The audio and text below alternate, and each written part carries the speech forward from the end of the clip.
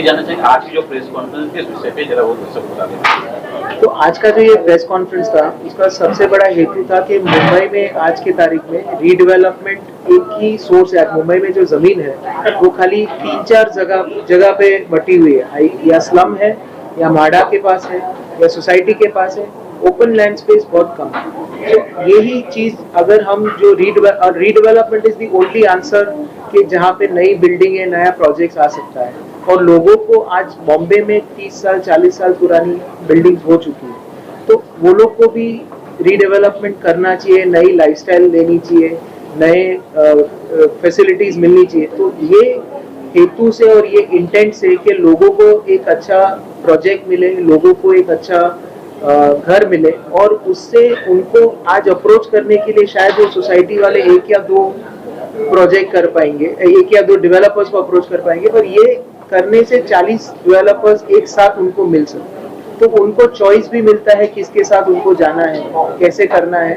और most important यही है कि भाई लोगों को अपना नया घर कैसे जल्दी मिले और फास्ट मिले। कब होने वाला है, सारे लोग कहाँ और कहाँ कब इकट्ठा होने वाले हैं? 27 सितंबर को ये तारीख है। 28 हिंदी अच्छी है। 28 सितंबर को है और ये रिलायंस जियो हॉल में है और 10:30 बजे से लेकर 7 बजे तक है। हम लोग ने ओपन रखा है क्योंकि फ्राइडे है, वर्किंग डे है। इसी सोसाइटी अपनी सोसाइटी आ सकते सैटरडे एक ओपन डे है, फुल डे प्रोग्राम है।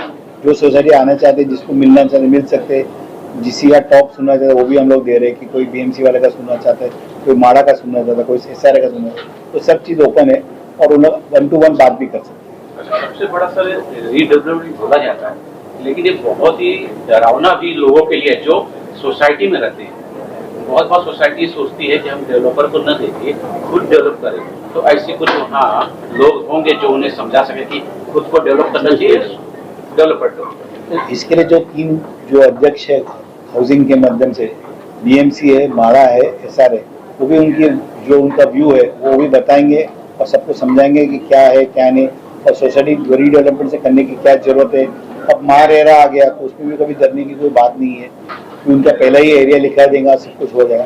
तो सिंस ट्रांसपेरेंसी बढ़ रही है, हर चीज़ की आगे आगे शुरुआत हो रही है। सर एक चीज ये भी है कि जब रीडेवलपमेंट होता है तो उस सोसाइटी में अगर 50 लोग हैं, 3 लोग तो ऐसे होते हैं कि वो बैठ जाते हैं कि उसको करने ही नहीं देना है। ऐसी ऐसी उनकी डिमांड्स हो जाती है कि वो होगा ही नहीं। तो ऐसे मुद्दे पे क्या वहाँ के लोग कुछ होंगे, कोई अधिकारी होंगे जो उन्हें समझा सके कि किस तरह से इसका सलूशन? तो ऐसा है कि अभी जिस तरह से इवॉल्वमेंट हुआ है और लोगों की जो अभी एक रूल है सोसाइटियों में और उसके माध्यम में कि ऑफिशियली 51% के ऊपर कंसेंट होता है, तो सोसाइटी रीडेवलपमेंट में रोक नहीं लगा सकते। और अगर कोई ऐसे रोक लगाता है, जैसे आपने बताया 2-3 जन एक सोसाइटी में होते जो नहीं करना चाहते, तो वो बाकी जब 50 में से अगर 47 मान जाते हैं, साइन कर लेते हैं, अगर वो 3 नहीं साइन करते तो कोर्ट में अप्रोच होते हैं और कोर्ट वही फेवर में देखता है, क्योंकि कोर्ट यही देखता है कि 3 जन की वजह से 47 जन का नुकसान नहीं होना चाहिए। अगर 47 लोगों ने हाँ बोला है एक डेवलपर के साथ और कुछ टर्म्स कंडीशन नक्की अग्री किए हैं, तो वो 3 जन उसको अपोज नहीं कर सकते। तो अभी अप्रोच कोर्ट का भी सोसाइटी के लिए बहुत पॉजिटिव रहा है एंड सोसाइटी एक्सेप्टेंस भी लोगों को समझ में आया। तो धीरे धीरे जो ऐसे होता था पहले, अगर आज से 10 साल पहले जो रीडेवलपमेंट होता था, तो उसमें ऐसा होता था कि आज मैंने साइन किया पर शायद मेरा बिल्डिंग अगले 2 साल में बन जाए या अगले 15 साल में बने, उसका नक्की नहीं था, क्योंकि 1-2 जन अटक गए तो वो पूरा प्रोजेक्ट अटक जाता। पर अभी वो अटकने का सवाल नहीं है, क्योंकि कोर्ट ही उनको ऑर्डर देता है कि आपको निकलना पड़ेगा। तो इस तरह से पॉजिटिव अप्रोच से ही रीडेवलपमेंट होता है। रीडेवलपमेंट में बहुत बड़ी समस्या और आ रही है, लोग पार्किंग को लेके बहुत जिद्दी हो गए हैं, हमको पार्किंग चाहिए। क्या कुछ उस पर आप? वो है, वो तो उनकी डिमांड है, वो डिमांड के हिसाब से हम लोग पार्किंग देना पड़ता है। हर मेंबर को ज्यादा करे सबकी डिमांड रहती है कि हर आदमी को एक गाड़ी होना चाहिए, तो उसके लिए हम लोग इंकॉर्पोरेट करके करते हैं। तो यूजुअली ऐसा होता है कि पुराने बिल्डिंगों में पार्किंग इतनी नहीं थी, बट वो अभी तभी नॉर्म था। अभी पर आज के जो डीसीपीआर के नॉर्म्स है वही हमको अलाउ करते हैं कि हमको पार्किंग एक particular size of the flat के लिए इतना पार्किंग देना है, वो होता ही है। तो वो और एक हमारे रूल में भी होता है और दूसरा सोसाइटी को भी एक अपनी खुद की पार्किंग की रिक्वायरमेंट होती है, तो वो दोनों चीज मैच हो जाती है। तो पार्किंग तो डेफिनेटली जो रूल्स के हिसाब से भी मिलता है और उनके डिमांड से भी यूजुअली डेवलपर्स देते हैं। अच्छा, एक चीज और मैं जानना चाहता हूँ, अंधेरी से बोरिवली के जो साइड एरिया है ज्यादा करके वहाँ फर्स्ट फ्लोर सेकंड फ्लोर तक बने हुए हैं, अब उनको डेवलपमेंट चाहिए, अगर कुछ बता सके कि उनका डर जो अंदर डर है कि बिल्डर हमारा ये हड़प लेगा या हमको नहीं मिलेगा, कुछ ऐसे कुछ नियम अगर उनको बता सके हमारे दर्शक को। काफ़ी सारे नियम है, तो जो प्रोसेस गवर्नमेंट ऑफ महाराष्ट्र ने दी वो भी अच्छी है, पर उसको आप फॉलो करो तो कोई दिक्कत नहीं होती। और मेरा एक ही किया है कि देखो अच्छा डेवलपर जिसकी बैलेंस शीट अच्छी है, जिसने काम किया है, उसको आप 5 स्क्वायर फीट के लिए मत चुनो। वो सब थोड़ी चीज़ अपने लालच में नहीं आना है, और अच्छा डेवलपर तो जाए तो कोई दिक्कत नहीं है। आज के तारीख में जितने नॉर्म्स है, डीसीपीआर के नॉर्म्स है, आप जैसे बॉम्बे की बात करें जो डीसीपीआर के नॉर्म्स है, प्लस अब अभी कोई भी डेवलपर है, कोई भी अपना प्रोजेक्ट करता है, उसको रेरा में रजिस्ट्रेशन करना पड़ता है, तो ट्रांसपेरेंसी बहुत ही ज़्यादा अच्छी तरह से होती है। तो लोगों को जो ये फियर होता है कि डेवलपर मेरा घर ले लेगा, शायद घर नहीं देगा, आज इतने रेगुलेशन स्ट्रिक्ट हुए हैं, आज लीगली उनके जो अग्रीमेंट्स होते हैं वो भी इतने बाइंडिंग होते हैं डेवलपर के लिए भी और सोसाइटी के लिए भी, ताकि कोई तो एक बार साइन होता है तो दोनों एक दूसरे से हिल नहीं सकते हैं। और यूजुअली जो डेवलपर होते हैं उनका इंटेंट यही होता है कि बिल्डिंग जल्दी से जल्दी बने, उनका भी भाड़ा देना कम हो और लोगों अपने नए घर में आए। तो एक पॉजिटिव इंटेंट से अगर सोसाइटी और डेवलपर चलते हैं तो मेरा ये मानना है कि अगर आप जो बॉम्बे में आज रीडेवलपमेंट देख रहे हो वो यूं इसलिए देख रहे हो क्योंकि सोसाइटी और डेवलपर सब पॉजिटिव इंटेंट से चलते हैं और ट्रांसपेरेंसी और ओपननेस से चलते हैं, और वही ओपननेस के कारण आज रीडेवलपमेंट इतना अच्छी तरह से होता है। अगर हमारे दर्शकों को बता सके कि जो सोसाइटी वहाँ 28 सितंबर को जाने की है, तो कौन कौन से डेवलपर वहाँ आए, कुछ नाम अगर बता सकें।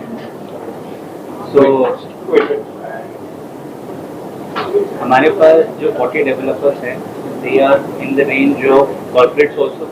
कॉर्पोरेट डेवलपर्स भी हमारे पास है, हमारे पास मिड स्केल डेवलपर्स भी है, स्टैंड अलोन डेवलपर्स भी है जो स्टैंड अलोन प्रॉपर्टीज डेवलप करते हैं। तो हमारे पास हर टाइप के डेवलपर्स हमारे पास अवेलेबल है, right from south Bombay, right from तो काफ़ी सारे डेवलपर्स हैं जिनका फोकस है on developing south Bombay.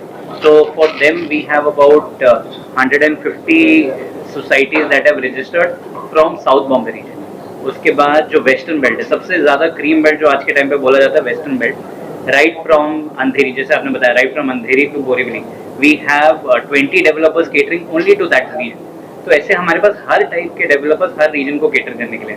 We have developers participating from Navi Mumbai. तो 50 से 55 सोसाइटीज़ ने सिर्फ नवी मुंबई से रजिस्टर किया, जिनकी लेआउट साइज काफ़ी बड़े हैं। तो हमारे पास नवी मुंबई के डेवलपर्स हैं, हमारे पास थाना से बहुत सारे रजिस्ट्रेशन आए हैं, हमारे पास थाना के डेवलपर्स हैं। अगेन ये सब एरियाज में लेआउट बहुत बड़े हैं। वी हैव दहीसर से मीरा रोड के बीच के सोसाइटीज़ ने रजिस्टर किया, हमारे पास उसके भी सारे डेवलपर्स हैं। तो अगर आपकी सोसाइटी या तो SRA के अंडर आती है, महाडा के अंडर आती है, या सोसाइटी BMC के अंडर आती है, यू हैव टू रजिस्टर। आप यहाँ पे आइए, आपको हर टाइप का डेवलपर यहाँ पे मिल जाएगा। रजिस्ट्रेशन कहाँ करना है उस साइट में? रजिस्ट्रेशन हमको करना है redevelopingmumbai.com, ये हमारी वेबसाइट है। यहाँ पे बहुत सिंपल स्टेप्स में आपको अपना नाम, नंबर और अपना प्लॉट साइज और सोसाइटी का नाम, ये 4 चीज़ें भर के आपको हमारे पास रजिस्टर करना है। हमारी टीम आपसे टच बेस करेगी और आपको बाकी डिटेल्स देगी। फीस है या फ्री है? This is free of cost for societies, this is as a service that we are providing to the societies, जहाँ पे वो डेवलपर्स से आके रूबरू हो सकते हैं, उनसे बात कर सकते हैं, अपने इश्यूज डिस्कस कर सकते हैं। ये टेनेंटेड बिल्डिंग है तो टेनेंट्स आके बात कर सकते हैं, अगर ये लैंडलॉर्ड है तो लैंडलॉर्ड अपने टेनेंट्स को रिप्रेजेंट कर सकते हैं। सोसाइटीज है, they can ask for whatever issues they are facing. जैसे हमें डेली बेसिस पे बहुत सारी सोसाइटीज रीच आउट करती है, किसी के पास अगर कन्वेंस डॉक्यूमेंट नहीं है तो we are helping them out कि आप कन्वेंस, ऐसे कौन से डेवलपर्स है जो आपको सपोर्ट भी करेंगे थ्रू द कन्वेंस प्रोसेस। तो ऐसे टाइप के अगर आपके पास कोई सोसाइटी में इश्यूज भी, you can come and discuss with our developers. किसी का प्रॉपर्टी कार्ड नहीं रहता नाम पे, किसी का ये प्रॉब्लम है, किसी का लीज एक्सपायर हो गया है भाड़ा का, तो ये सब सोल्यूशन कैसा करें और किससे संपर्क करें, उधर भी हेल्प डेस्क जैसे हम लोग रखेंगे। उनके जो प्रश्न है उसका लेंगे, उसके उसी दिन आंसर नहीं होगा पर थोड़े दिन के बाद हम उनको जो भी समझो SRA तो SRA डिपार्टमेंट से संपर्क करके उनको एक वापस एक आंसर मिल देंगे। बहुत बहुत शुक्रिया। Thank you. Thank you.